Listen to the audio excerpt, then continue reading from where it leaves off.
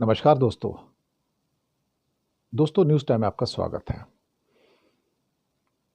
दोस्तों, दिल्ली के अंदर जब महिला सम्मान निधि योजना केजरीवाल ने अनाउंस की, फरवरी में चुनाव आ रहे हैं, सभी करते हैं।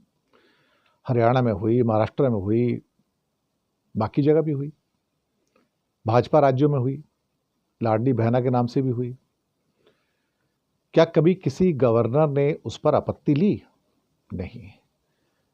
लेकिन दिल्ली में करते ही क्या कहते हैं कि एलजी जो है कूद पड़े बीच में। एलजी का काम क्या है? रुकावट पैदा करना।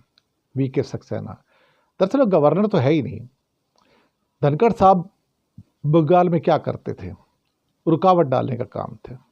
वीके सक्सेना वही करते हैं, रुकावट डालने का काम है।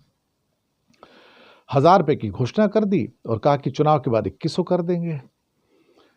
सक्सेना ने कहा कि हम तो इसकी जांच के आदेश देंगे। भाई साहब, आप इसे लेकर कुछ नहीं कर सकते। और ये जो सम्मान निधि है, महिला सम्मान निधि, इसको रोकने की अब पूरी कोशिश हो गई, क्योंकि ऊपर से आदेश आ गए मोदी और शाह के कि ये योजना दिल्ली में लागू नहीं होने देनी, तुम्हें जो करना है कर लो। अब ये जो है केजरीवाल अभी खबर घर घर तक पहुंचा रहे हैं कि बीजेपी नहीं चाहती है कि आपको मैं पैसे दूं, जैसे हरियाणा में मिलते हैं, पंजाब में मिलते हैं, झारखंड में मिलते हैं, एमपी में मिलते हैं, महाराष्ट्र में मिलते हैं। ये आपके पैसे रोक रही है।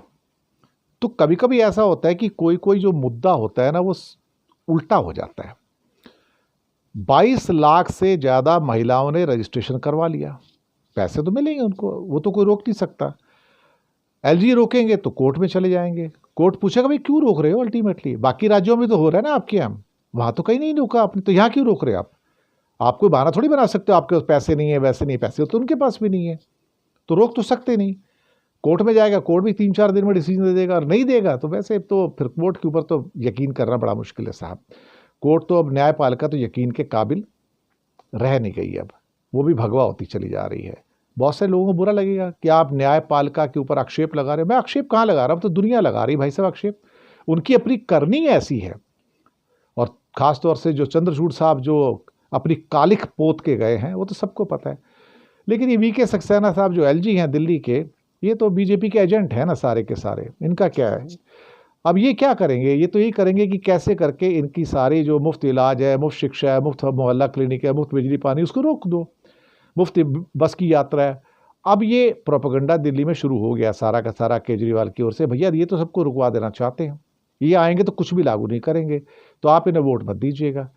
और सक्सेना साहब क्या है कि एक आइडियल सर्वेंट की तरह, नौकर होते हैं ना जैसे मोदी शाह के पर्सनल सर्वेंट, जा भाई ऐसा कर दे, जा भाई चाय लेके आ जा, जा रामू चाय लेके, हाँ सर लाता हूँ, ये बस वही है।